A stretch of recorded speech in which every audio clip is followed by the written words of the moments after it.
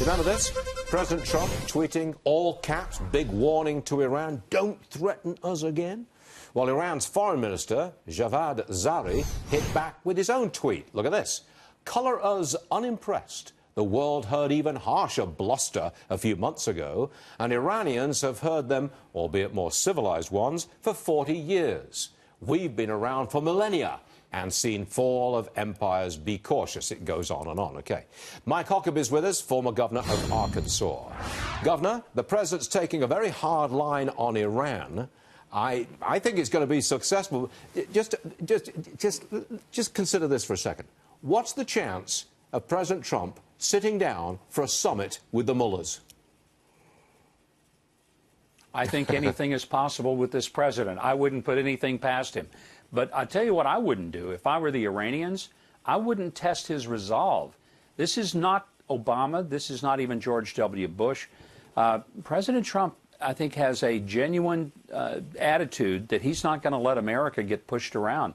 And I want to be very clear. This is not a president who is a warmonger. He doesn't want war. In fact, he runs from it.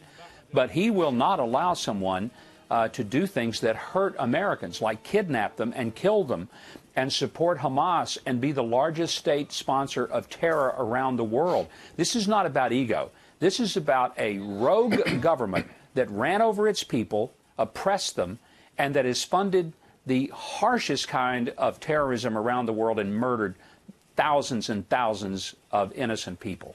Well, it was the North Koreans who were very guilty of this over-the-top language threatening America. I can't remember the exact words, but it was threatening our very existence. The president reacted strongly to it, and Kim Jong-un fell in line, had a meeting with the president, and now promises denuclearization. And a research group says North Korea is now abandoning and taking apart its missile facility. So you could say that the strong line on North Korea worked well, and maybe it'll work well with Iran as well.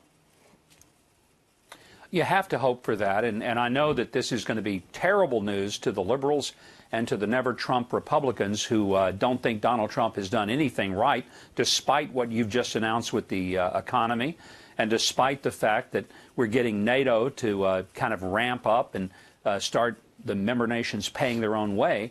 I think this is a president who has a very different approach to our foreign policy, and frankly, it's been working a heck of a lot better than the stale policy that we've been dealing with for several decades. But what we don't always understand is that we, America, we're operating from a position of great strength.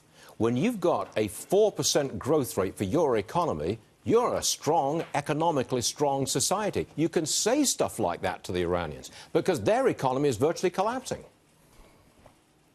That's one of the problems that the Iranians face. They're people who are good, decent Persian people and have been for a millennium. Those people are suffering under this harsh, brutal regime, and I think at some point they may rise up and overthrow this hideous government. That's what we can all hope for. But in the meantime, the only way this government has been able to stay in power is by crushing the spirits and the economy of its people and leaving many of them in abject poverty. So this is not a strong country. Iran's strength is only in the fact that they take all the money they get and they use it for weaponry and to murder people and to fund terrorism. That's not the way to build a long-term successful economy and endear your population.